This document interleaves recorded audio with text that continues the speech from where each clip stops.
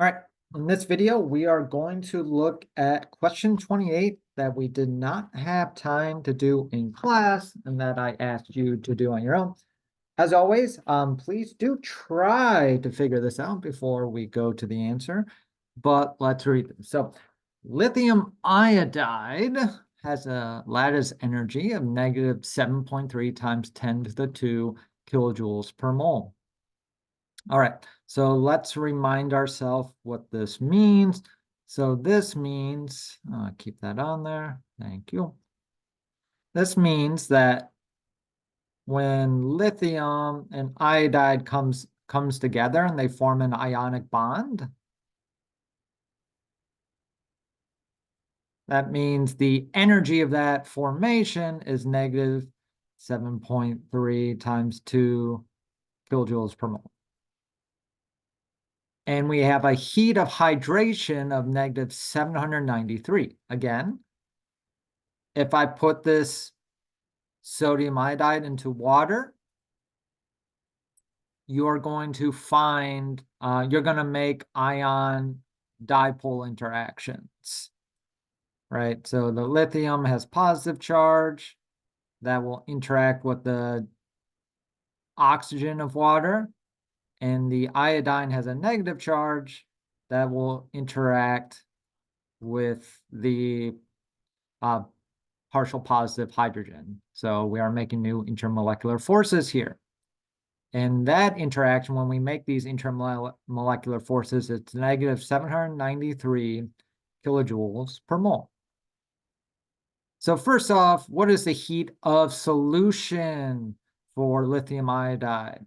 All right, so our equation when we have ionic molecules is that delta H solution is equal to delta H hydration minus delta H lattice energy. All right. And so using our numbers, so this is negative 793 minus a negative 730, and these are both kilojoules per mole. Remember, when we have a negative and a negative, that actually makes this number positive.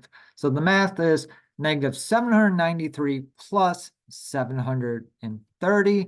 That should be negative 63 kilojoules per mole, right? So when we make this solution, we are releasing 63 kilojoules per mole. That's what the negative sign means. We are releasing energy. When we are releasing energy, energy is exiting our system. And so since it's exiting our system, the first problem here would mean it's exothermic. All right. So the second part we haven't done in class, but let's see if we can figure this out. How much heat is evolved or absorbed when 15 grams of lithium iodide is dissolved in water? Well, we should know it is evolved. Remember, evolved in this context, it's not your biology involved. It means released, right? It's created, right? Evolved. So it's released. We know that because delta H is negative. All right, so let's take a second and think about what delta H solution means. And I'm going to put a 1 underneath it, right? Because our number we just solved was negative 63 kilojoules per mole. Remember, per mole really just means this number, you get this amount of energy out for every 1 mole that you have.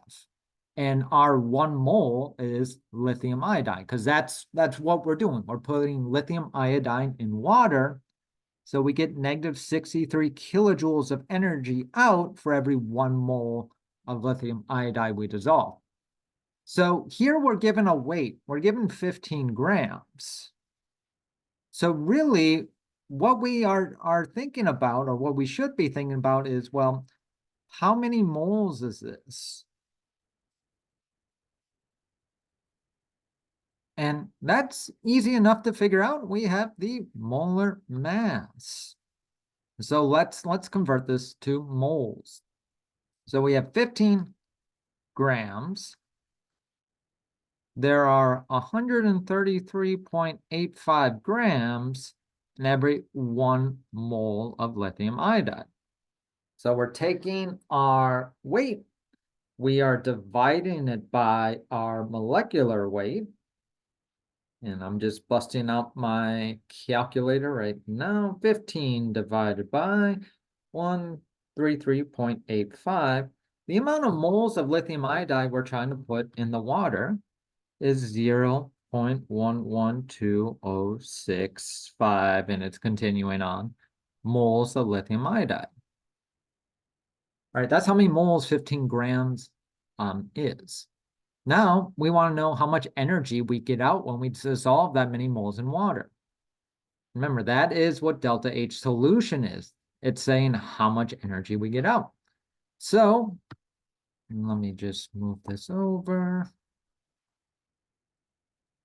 For every 1 mole of lithium iodide, we have negative 63 kilojoules of energy. So moles cancel out. Again, just move this over a little bit. Oh no. First time using this, so bear with me. So we're going to do 0.11206 times negative 63. 0.11206 times negative 63. And the amount of energy that we get out is negative 7.06 kilojoules. It's no longer kilojoules per mole, right? Because I told you, the problem told you how many moles you have. So it's just straight up kilojoules. The moles have canceled out because we multiplied our delta H solution. Remember, that's what this was, delta H solution, by how many moles we have. Moles cancel out. So as always, be sure to pay attention to your units while doing any problem in chemistry. But if you have questions about this problem, let me know. Otherwise, I will see you in the next video.